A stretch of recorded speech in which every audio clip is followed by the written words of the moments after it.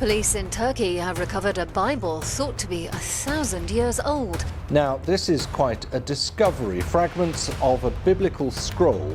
Turkish authorities have confirmed that an ancient Bible thought to be 1,500 years old. In Jordan, a discovery has sparked the interest of scientists, a collection of small lead and copper books. These 70 tiny volumes are filled with inscriptions and symbols that could shed light on Christ's life. However, their authenticity is up for debate, and many remain sealed, making thorough examination difficult. Despite these challenges, delving into these books could offer valuable insights into the history of Christianity. Let's delve into these ancient artifacts and their potential significance in understanding the origins of Christianity. A total of 70 lead books, each no larger than a credit card, have been uncovered, containing intriguing insights into the Christian faith. It's believed that early Christians may have authored the writings and symbols found within. Bound by metal rings connecting the pages, these books have already ignited excitement among Christian scholars and historians. Some have undergone analysis, revealing symbols, images, and words related to the crucifixion and resurrection of the Messiah. These tiny volumes are poised to have a profound impact on Christian history, akin to the discovery of the Dead Sea Scrolls in 1947. While the precise purpose of these books remains unclear, the names Jesus and Simon appear within them. The mention of Simon raises questions. Could it be the man who assisted Jesus in carrying his cross, or perhaps Simon bar Kokhba, leader of a rebellion against Rome in 135 CE? Historians regard these books as incredibly ancient artifacts, possibly dating back thousands of years. They've even earned a Wikipedia entry referred to as codices. The discovery of symbols, religious names, and a significant number of sealed books among the small volumes has led scholars to speculate that they could be the long-lost codices mentioned in the Book of Revelation. Unearthed within a cave in the remote regions of Jordan, previous research in the area has yielded important documents, as it was once inhabited by Christian refugees following the fall of Jerusalem in 70 AD. Prior to this recent find, researchers had come across tablets, artifacts, scrolls, and an incense bowl in the same vicinity.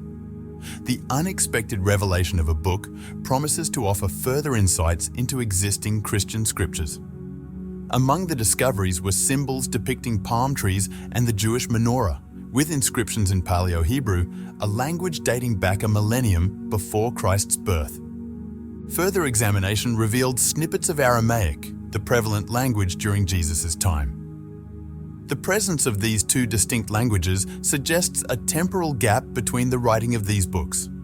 Upon meticulous analysis, scholars also detected traces of Greek characters within the tiny volumes.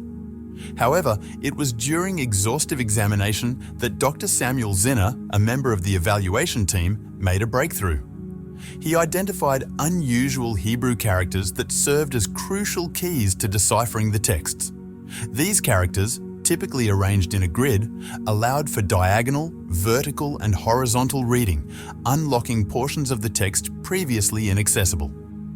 This discovery offers a ray of hope for further interpretation and understanding of the ancient texts.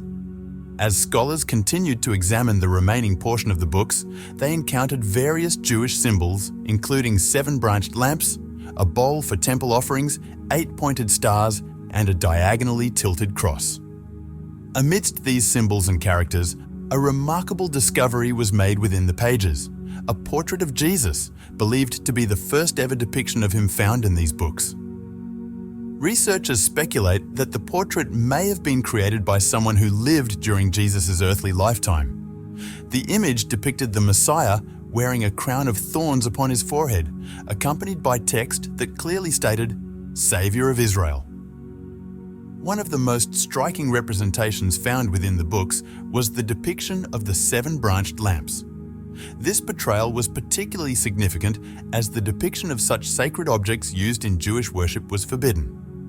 The 7-branched lamp belonged exclusively to the Holy of Holies within the temple, and only the high priest was permitted to lay eyes upon it. Scholars found it puzzling that such a sacred symbol could be depicted by someone other than the Jewish high priest. The presence of this forbidden image, the seven-branched menorah, led researchers to speculate that it might be the reason many of the tiny books were sealed away, containing an image that was not meant for public view. David Elkington played a significant role in bringing attention to these discoveries. In a press release in March 2011, he claimed ownership of the books and expressed excitement, suggesting that they could be a groundbreaking discovery in Christian history.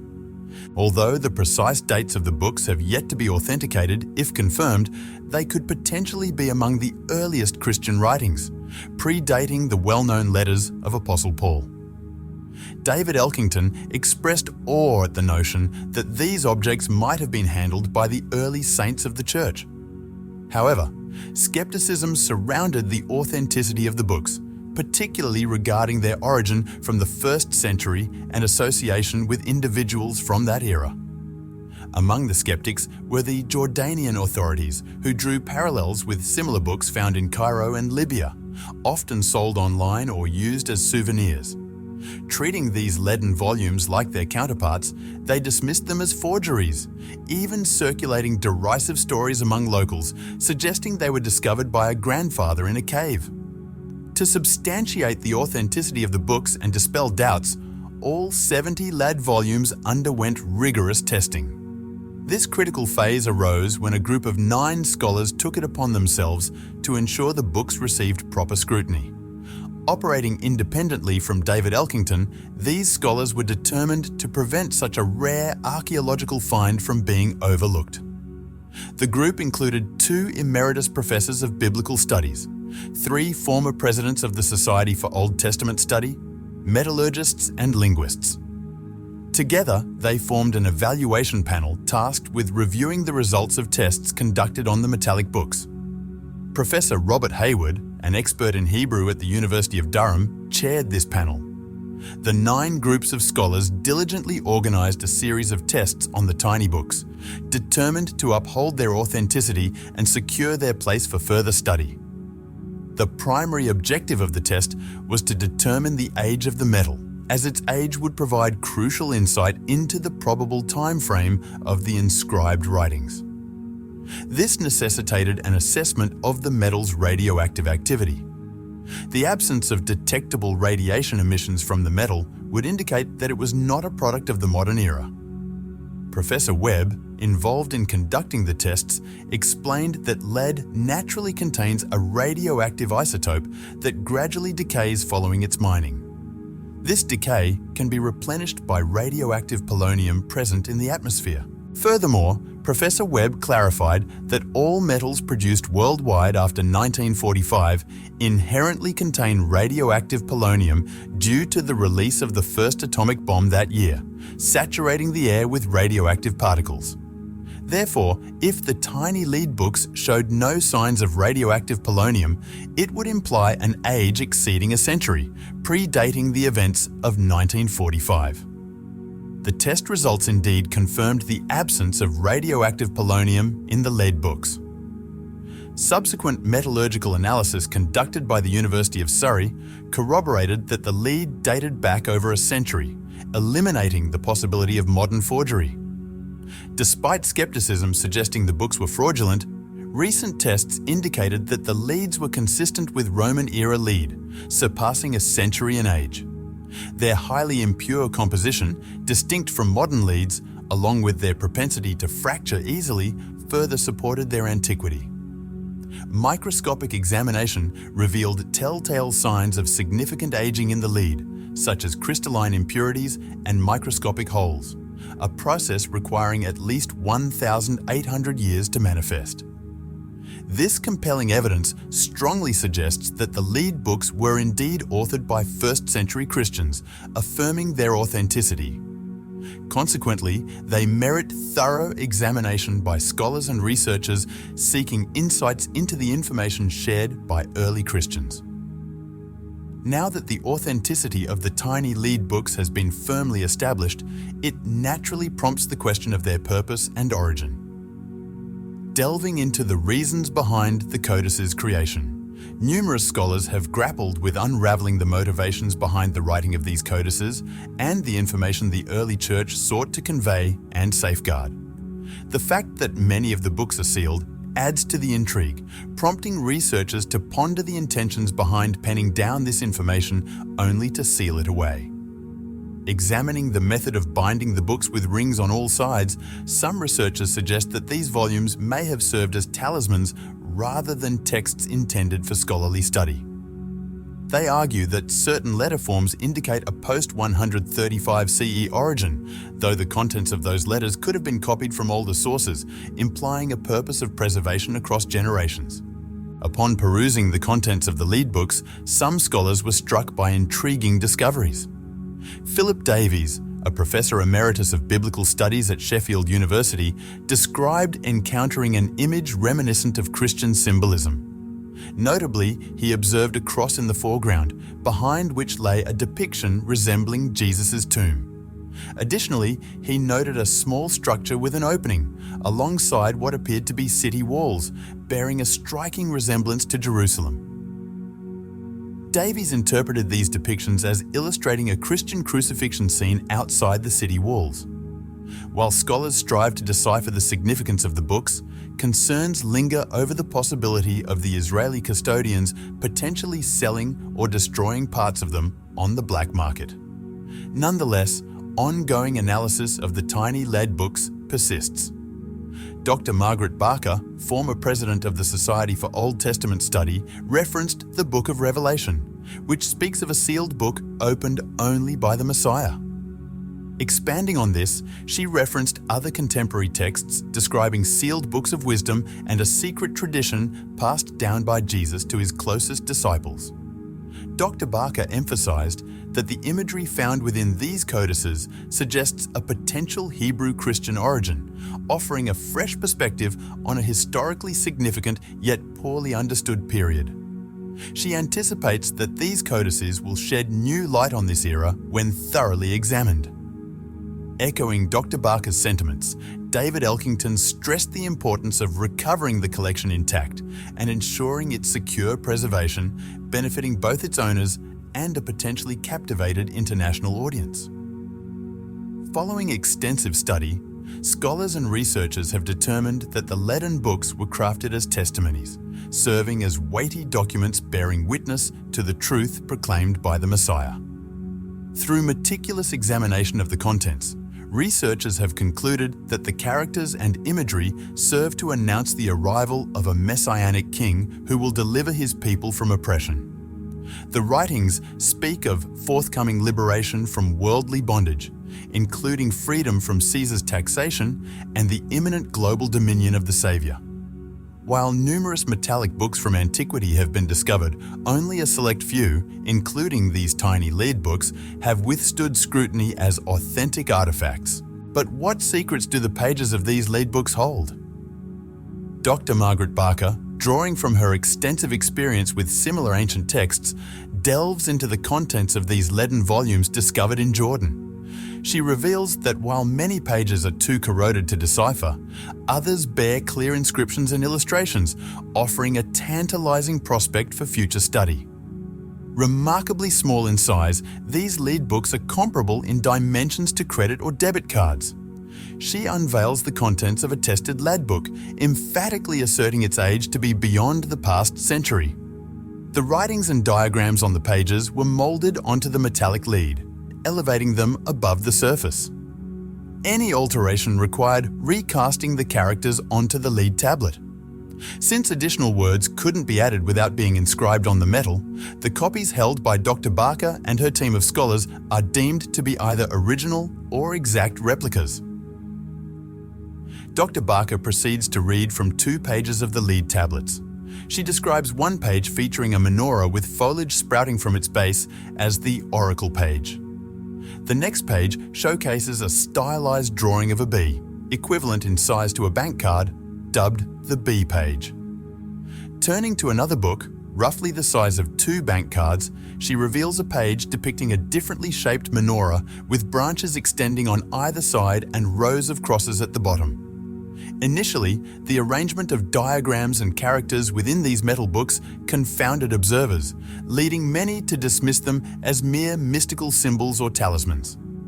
However, a breakthrough came when Dr. Barker's friend, Dr. Samuel Zinner, noticed that some words were not arranged in lines but in triangles and clusters. Upon closer examination, it was discovered that certain letters represented multiple letters of the Hebrew alphabet, providing the breakthrough Dr. Barker needed to piece together the puzzle of the lead books. Drawing inspiration from the writings of the Jewish author Ben Sira, who wrote in Jerusalem around 200 BCE, Dr. Barker found his words invaluable in deciphering the book's enigma. Ben Sira's notion of observing all of God's works in pairs proved instrumental. Dr. Barker realized that simple words arranged in triangles had exact mirror image counterparts, forming meaningful pairs. Additionally, she decoded more archaic letters representing multiple letters of the later Hebrew alphabet. Dr. Barker also discerned intricate patterns on the menorah page, revealing a symmetry where each word within the pattern had an exact mirrored counterpart when read around the shape in a precise order. She proceeds to unveil 21 such patterns on the oracle page and elucidates on their construction. On the oracle page alone, she identifies approximately 200 such patterns. Dr. Barker suggests that the information found on the oracle page mirrors what was once observed in the first temple of Israel, known as Solomon's Temple. She posits that this information was compiled by priests and prophets after the nation's expulsion from Solomon's Temple and subsequently inscribed in patterns on the oracle page of the lead books. The content of the lead tablets encapsulates the worldview of the ancient priesthood, contextualizing their present circumstances and aspirations for the future. Many writings draw from the book of Isaiah. Dr. Barker further reveals that the patterns on the oracle page depict the ascent of Adam, the Holy Spirit, Eden, and the Messiah into heaven. Furthermore, she identifies elements of complex geometry resembling an early form of what is now recognized as Pythagorean principles. The B page contains the names of prophets residing in exile east of the River Jordan, preserving the ancient wisdom of these individuals. Both the oracle and B pages depict patterns portraying the prophets in exile and their reminiscences of Jerusalem, the holy city. The lead books also indicate that the original priests in the temple were skilled metalworkers. Throughout Hebrew scriptures, metalworking terms were employed but often lost in translation. For instance, saraph, the Hebrew term for refining metals, was utilized as a symbol of judgment in the scriptures. These metalworking motifs are echoed in various passages, such as Isaiah 1:25, Zechariah 13:9, and Malachi 3:3, where refining and purifying metaphors are employed. Dr. Barker highlights Isaiah's vision of seraphim in the temple, Isaiah 6:2, noting that when the double letters of the lead books are examined, seraphim could also be interpreted as smelters. Despite being spelled with different Hebrew words, the oracle page depicts both seraph and smelter using identical characters. It is recounted that a seraph used a hot coal to touch Isaiah's lips, raising the question, was that angel also a smelter? It's worth noting that Aaron, known as a metalworker, used precious metals to craft the golden calf and later the furnishings in the tabernacle. The tabernacle itself, along with all sacred objects within it, such as the menorah and the mercy seat, Kaporeth, as well as temple utensils like the ark, incense altar, and the table for showbread, were all crafted from gold, requiring the skills of metalworkers who may have also served as priests.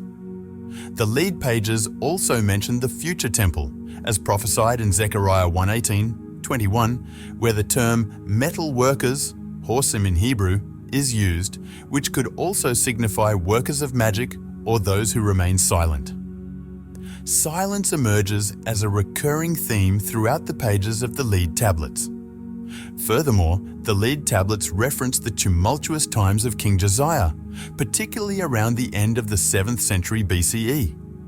Inscriptions indicate that Jeremiah was recognized as a prophet in 622 BCE, coinciding with King Josiah's efforts to cleanse Judah and Jerusalem of idolatry, as recorded in 2 Chronicles 34:3. Jeremiah's initial vision of an almond branch during his call vision is significant, as the Hebrew word for almond, saked, also means "I am watching," suggesting a sign of the Lord's vigilance over Jeremiah's perilous situation as the true high priest. Jeremiah's second call vision, often overlooked, involves a boiling pot, metaphorically described as a blown-on pot, a term also used for a smith at work. This raises speculation as to whether Jeremiah witnessed the melting down of metal, possibly as part of Josiah's purification efforts. Considering Josiah's reflections following these purifications, particularly the words spoken to him by the Lord in Jeremiah, "I have made you an assayer and tester among my people, that you may know and assay their ways," it becomes apparent that the imagery of bellows blowing fiercely and lead being consumed by fire holds significant symbolism. It's noteworthy that the term bellow, which refers to Jeremiah's boiling point, is also used in the Lord's dialogue with Josiah. The Lord's words to Josiah, "In vain the refiner refines, for the wicked are not removed," suggest that despite efforts to purify, the wickedness persisted, implying that melting lead was indeed part of Josiah's purification process. On the lead tablet pages themselves, Dr. Barker highlights the presence of archaic double letters on the left side and their equivalent in later Hebrew script on the right. Each page contains 7 instances of such writings, with the archaic double letters on the left paired with their later Hebrew equivalents on the right, spanning 7 rows. At the top of the page, the letter is identified as Aleph or a Yon in the latest script, or possibly both. When searching for a specific word in these lead tablets, an archaic letter can be interpreted as either Aleph or Yon, with 2 letters potentially forming the word Ish, meaning a man. Alternatively, the order could be interpreted as Aleph, Yor, in olive, race, and Yor, all, suggesting a stream. Furthermore, a single letter may also be read as a double letter. For instance, an arm symbol could also represent a double. Dr. Barker then directs attention to another drawing on the menorah page, noting that the letters could face either left or right. Among them is a character pronounced as Dalet or Gimel, with 3 instances found. One faces one way on the right, while the 2 on the left are written sideways and face the other way. Amidst these characters on the menorah page, a prominent depiction of the menorah symbolizing the Lord is observed, with intersecting patterns converging at the central lamp. This pattern is interpreted as representing the Lord and the Messiah. Dr. Barker pointed out another letter, pronounced as Aleph, which appeared 3 times. Additionally, she highlighted an inverted Greek letter resembling omega, typically representing the vowel O. Transitioning to the B page, she unveiled 3 letters, including B and Q, or an R, which serves as a code word for race. These characters offer intriguing insights when deciphered. Returning to the oracle page, the prominent menorah symbolizes the temple's worldview. The area above the square and menorah represents heaven, while the characters below the menorah symbolize the earth. Each illustration includes lines indicating their positions within the temple, a notable feature of the lead tablets. To illustrate, Dr. Barker pointed to a character on the left side of the menorah, denoting either a shoot or a branch, appearing to grow upward from the earth area into the Holy of Holies. Examining the reverse perspective, as it descends from the Holy of Holies, this character symbolizes divine favor. On the right side of the menorah, the mirror word for this character also denotes a shoot or a branch, ascending to convey the message, "My witness." Conversely, as it descends, it now signifies the one who knows. These characters reveal that the individual referred to as the branch, representing the Messiah, is also the Lord's witness, entering the Holy of Holies and emerging with divine knowledge and favor. This aligns with Isaiah's well-known verse, which states, "I have made him a witness to the people." Thank you for watching to the end and discovering the contents of the lead books found in Jordan. Don't forget to like and subscribe for more captivating video content. and